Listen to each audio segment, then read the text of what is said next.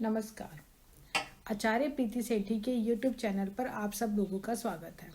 आज हम चर्चा करेंगे चंद्रमा के सभी 12 भावों में हमें क्या क्या फल मिलता है। तो चलिए हम चर्चा शुरू करते हैं। जैसा कि आप सब लोग जानते हैं कि चंद्रमा ग्रह, जिसे ग्रहों के मंत्रिमंडल में रानी की पदवी प्राप्त है और जो शुक्ल पक्ष में बलि होता है और एक जलीय ग्रह भी है।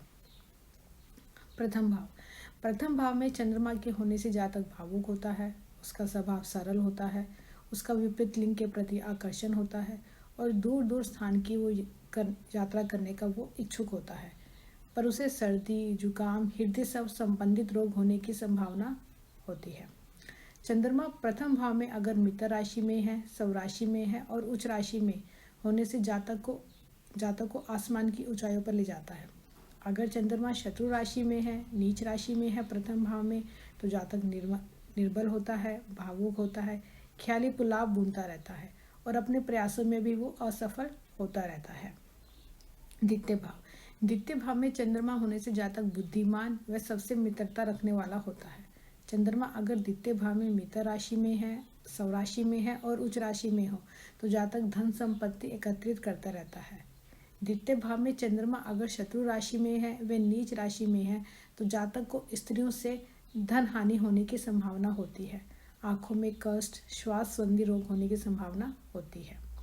तृतीय भाव में चंद्रमा होने से जातक की स्मरण शक्ति तीव्र होती है, उसे परिवर्तन पसंद होता है, पर वो खुश रहता है और कम बोलने वाला होता है। चंद्रमा अगर मित्र राशि में है, स्वराशि में है और उच्च राशि में हो तो जातक को बहनों का सुख और सहयोग मिलता है। वहीं अगर तृतीय भाव में चंद्रमा अगर शत्रु राशि में, नीच राशि में है तो जातक के भाग्य में कमी करता है, जातक झगड़ालू होता है। चतुर्थ भाव में चंद्रमा होने से जातक का स्वभाव शांत होता है, वह भाग्यशाली होता है। चंद्रमा अगर चतुर्थ भाव में अपनी ही राशि में है और उच्च राशि में है या मित्र राशि में है तो जातक को माता का स्नेह और सुख मिलता है।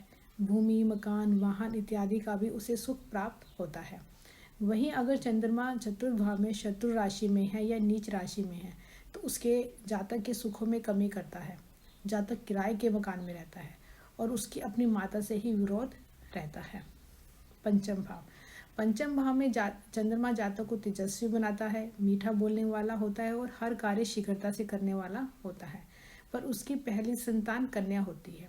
वहीं अगर चंद्रमा पंचम भाव में द्विशुभम राशि में है तो संतान जुड़वा होती है। पंचम भाव में अगर मित्र राशि में है, चंद्रमा स्वराशि में है और उच्च राशि में है तो जातक अपनी आय को बड़ी ईमानदारी से कमाता है। छठे भाव में चंद्रमा होने से जातक को नौकरी में बदलाव के लिए वो बाध्य करता रहता है। बचपन किसी असंतोष से घिरा हुआ रहता है।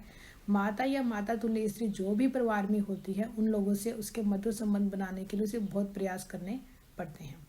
छठे भाव में अगर चंद्रमा मित्र राशि में है, स्वराशि में है और उच्च राशि में है तो जातक के छठे भाव के अशुभ प्रभावों को वो कम करता है।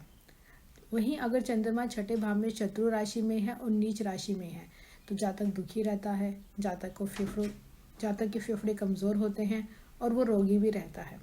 सप्तम भाव में चंद्रमा के होने से जातक धैर्यवान होता है, कोई भी कार्य हो वह सोच समझ कर करता है, उसका स्वभाव शांत व सरल होता है, पर वह घूमने का शौकीन होता है।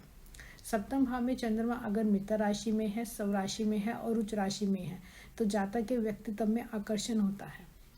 सप्तम भाव में चंद्रमा अगर शत्रु राशि में है तो नीच राशि में हो तो जातक के अपने ही जीवन साथी से वैचारिक मतभेद रहते हैं, जिसके कारण वह अपने जीवन साथी से सुखी नहीं होता।